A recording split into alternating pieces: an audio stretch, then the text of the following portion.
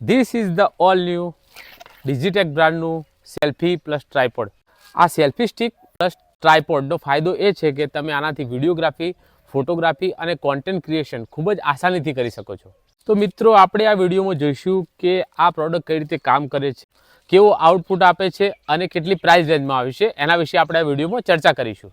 All right મિત્રો, તો આપણે પહેલાં સમજીશું આ પ્રોડક્ટની ડિઝાઇન વિશે, કેમ કે ડિઝાઇન સમજવી બહુ જ જરૂરી છે, કેમ કે ડિઝાઇન સમજાયા પછી જ આનો સારી રીતે તમે ઉપયોગ કરી શકશો.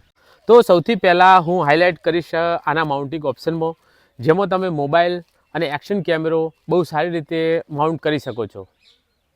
તો મિત્રો, અહીંયા ઉપર તમને એક સ્ક્રૂ મળે છે, જ્યાં તમે કોઈ પણ એક્શન કેમેરો, લાઇટ કે કોઈ પણ પ્રકારનું ડિવાઇસ બહુ આસાનીથી તમે માઉન્ટ કરી શકો છો. જો આ સ્ક્રૂનો ઉપયોગ નથી કરવો તો આ નોબને ડાઉન કરીને તમે સ્ક્રૂને નીચો કરીને પછી મોબાઈલ હોલ્ડરને ઉપર લાવીને આવી રીતે ટાઈટ કરી શકો છો અને તમે પોઝિશન સેટ કરી શકો છો. ઘણા બધા લોકોના મનમાં એવું હશે કે આમાં સેલ્ફી સ્ટિકમાં તમે આઈફોન 15, આઈફોન 16 પ્રો જેવા હેવી મોબાઈલ લગાવી શકો. તો હા, આને તમે આસાનીથી આઈફોન 15 અને 16 પ્રો જેવા હેવી ફોનને લગાવી શકો છો અને એને વર્ટિકલ અને હોરિઝોન્ટલ તમારા અકોર્ડિંગ તમે આને રાખી શકો છો. તો મિત્રો, આમાં એક હેન્ડલ મળે છે, જેને તમે આવી રીતે આમ ફેરવીને પેન મૂવમેન્ટ કરાવી શકો છો.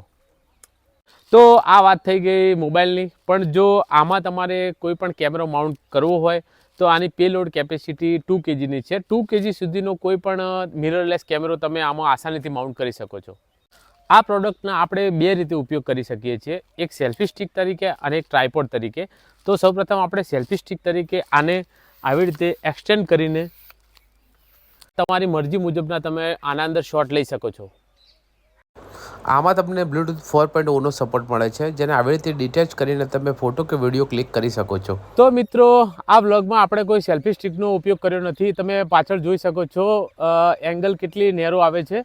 તો આપણે સેલ્ફી સ્ટિકનો ઉપયોગ કરીને જોઈશું કે એંગલમાં કેટલો ફરક આવે છે. તો હવે તમે જોઈ શકો છો, મેં સેલ્ફી સ્ટિકને પૂરી એક્સટેન્ડ કરી દીધી છે અને કેટલી એક્સ્ટ્રીમ એંગલ આવે છે. તમે તમારા અકોર્ડિંગ આના 7 સેક્શન આપેલા છે, તો તમે તમારા અકોર્ડિંગ આને ઓછા વત્તા કરીને શૂટ કરી શકો છો. હવે આને આપણે ટ્રાયપોડ તરીકે ઉપયોગ કરીશું, જેમાં જે તમને યલો કલરનું જે બટન દેખાય છે એને એન્ટી ક્લોકવાઇઝ ફેરવીને તમે આના લેગને અનલોક કરી શકો છો. પછી આને ક્લોકવાઇઝ ફેરવીને આને તમે લોક કરી શકો છો. આને કોઈ પણ સરફેસ ઉપર તમે રાખીને એઝ અ ટ્રાયપોડ તરીકે તમે આનો ઉપયોગ બહુ સારી રીતે કરી શકો છો અને એક્સ્ટ્રીમ શોટ તમે લઈ શકો છો. આ ટ્રાયપોડને ઓપન કરીએ તો તમે લગભગ જોઈ શકો છો 5 ફૂટ જેટલી હાઇટ તમને મળે છે અને તમે એને એક્સટેન્ડ કરીને તમારા અકોર્ડિંગ તમે પેન મૂવમેન્ટ પણ કરાવી શકો છો.